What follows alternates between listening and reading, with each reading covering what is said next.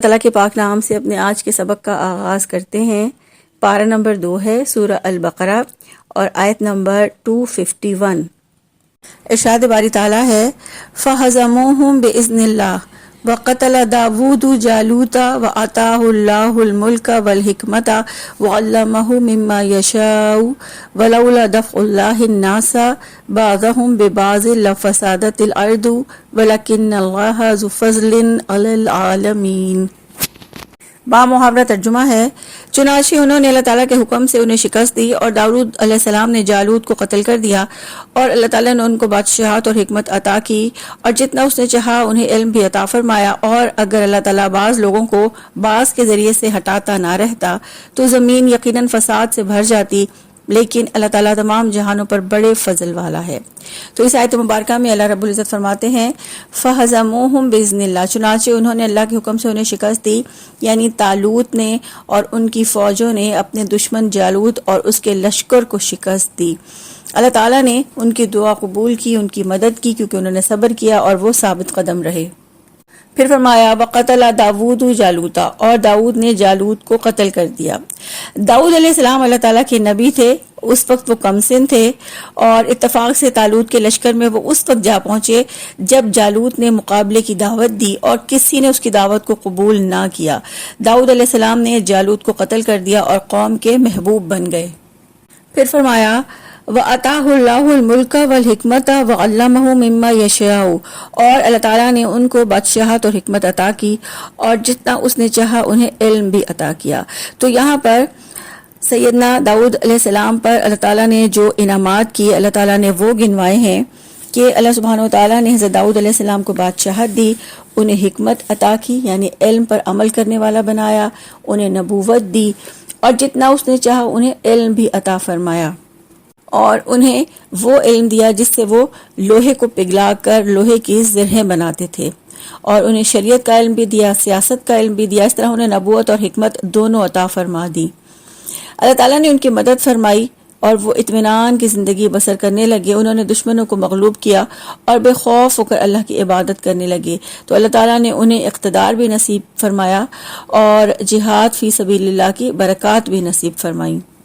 پھر فرمایا وَلَوْلَا دَفْعُ اللَّهِ النَّاسَ بَعْضَهُمْ بِبَعْضٍ، اور اگر اللہ تعالیٰ بعض لوگوں کو بعض کے ذریعے سے نہ ہٹاتا، لَفَسَدَتِ الْأَرْضُ، تو زمین فساد سے بھر جاتی۔ یہاں اللہ تعالیٰ کی سنت بیان ہوئی ہے کہ اللہ تعالیٰ زمین کے نظام کو بگاڑ سے بچانے کے لیے ایک گروہ کو دوسرے گروہ کے ذریعے سے ہٹاتا ہے۔ نادان لوگ کہتے ہیں کہ لڑائی کرنا نبیوں کا کام نہیں، لیکن اس واقعے سے ہمیں یہ معلوم ہوتا ہے کہ جہاد ہمیشہ سے رہا ہے، اور اگر جہاد نہ ہو تو فسادی لوگ شہروں کو ویران کر دیں۔ تو اس آیت مبارکہ سے ہمیں یہ بھی پتہ چلتا ہے کہ اگر کوئی گروہ قوت اور اقتدار کے نشے میں انسانی حد سے آگے بڑھنا چاہے تو اس کے مقابلے میں اللہ تعالیٰ کسی دوسرے گروہ کے ذریعے اسے شکست دیتا ہے اور ہٹا دیتا ہے، اور اگر ایسا نہ ہوتا تو زمین فساد سے بھر جاتی اور کبھی بھی امن قائم نہ ہوتا۔ اس سے ہمیں پتہ چلتا ہے کہ زمین میں جب بھی فساد ہوتا ہے تو اللہ تعالیٰ کوئی ایسی شکل پیدا کر دیتا ہے کہ کسی اور گروہ کو سامنے لا کر مفسدوں کا خاتمہ ہو جاتا ہے۔ اگر ایسا نہ ہوتا تو زمین میں فساد ہی فساد پھیل جاتا۔ تو اس طرح مجاہدوں کے ذریعے سے برے لوگوں اور کافروں کا قلع قمع ہو جاتا ہے۔ اگر ایسا نہ ہوتا تو کافروں کا غلبہ ہوتا اور کافرانہ نظام قائم ہونے سے زمین میں فساد پیدا ہو جاتا۔ پھر فرمایا وَلَكِنَّ اللَّهَ ذُو فَضْلٍ عَلَى الْعَالَمِينَ، لیکن اللہ تعالیٰ تمام جہانوں پر بڑے فضل والا ہے۔ اللہ تعالیٰ اپنے فضل و کرم سے زمین پر ایسے فساد کی نوبت ہی نہیں آنے دیتا اور بدکاروں اور نافرمانوں کے غلبے کو اپنے فرما بردار مجاہدین کے ذریعے سے ہٹاتا چلا جاتا ہے۔ اور یہی وجہ ہے کہ اللہ تعالیٰ اقتدار کو مستقل طور پر کچھ افراد کے ہاتھوں میں نہیں رہنے دیتا۔ اس میں حکمت ہے، کیونکہ جس کے پاس اقتدار ہو وہ تکبر میں مبتلا ہو کر ظلم کرتا ہے، تو اللہ ظلم کو مٹانا چاہتا ہے۔ اسی لیے اللہ تعالیٰ نے زمین میں سے فساد دور کرنے کے لیے اقتدار کو مستقل کسی کے پاس نہیں رہنے دیا۔ آیت نمبر 252 252 دوسرے پارے کی آخری آیت ہے۔ ارشاد باری تعالیٰ ہے تِلْکَ آیات اللہ نتلوها علیک بالحق وَإِنَّکَ لَمِنَ الْمُرْسَلِینَ، لفظی ترجمہ ہے تلکا، یہ آیات اللہ، اللہ تعالیٰ کی آیات ہیں، نتلوہا ہم پڑھ کر سناتے ہیں انہیں، علیکا آپ پر، بالحق حق کے ساتھ، وانکا اور بے شک آپ، لمن المرسلین بے شک رسولوں میں سے ہیں۔ با محاورہ ترجمہ ہے یہ اللہ تعالیٰ کی آیات ہیں جو ہم آپ پر حق کے ساتھ پڑھ رہے ہیں اور بے شک آپ یقیناً رسولوں میں سے ہیں۔ فرمایا یہ آیات یعنی یہ واقعات جس میں طالوت کی بادشاہت اور جالوت کے قتل کا تذکرہ ہے، یہ کسی انسانی ذہن کی سوچ نہیں ہے بلکہ یہ تو اللہ کا کلام ہے، اور اللہ تعالیٰ حق کے ساتھ سارے حقائق کو واضح کر رہا ہے۔ فرمایا وَإِنَّكَ لَمِنَ الْمُرْسَلِينَ اور بے شک آپ صلی اللہ علیہ وآلہ وسلم یقیناً رسولوں میں سے ہیں۔ ان آیات میں بتایا گیا کہ یہ حقیقت ہے کہ نبی کریم صلی اللہ علیہ وآلہ وسلم اللہ کی طرف سے بھیجے ہوئے پیغمبر ہیں۔ یہ اللہ سبحانہ وتعالیٰ کی جانب سے اپنے رسول کی رسالت کی گواہی ہے۔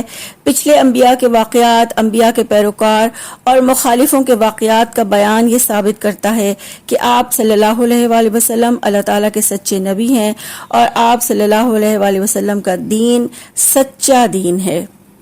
اللہ سبحانہ وتعالیٰ سے یہ دعا ہے اللہ تعالیٰ ہمیں رسول اللہ صلی اللہ علیہ وآلہ وسلم کے مشن کو اپنا مشن بنانے کی توفیق عطا فرما دیں، اور رسول اللہ صلی اللہ علیہ وآلہ وسلم کے مشن کے لیے ہمیں اپنا وقت، اپنی زندگی، اپنی قوت، اپنی صلاحیت، اپنا مال، اپنی اولاد سب کچھ لگانے کی توفیق عطا فرما دیں۔ اللہ تعالیٰ ہمیں وہ راستے دکھا دیں جس پہ چل کے ہم اللہ کے دین کو بہترین طریقے سے آگے پھیلا سکیں۔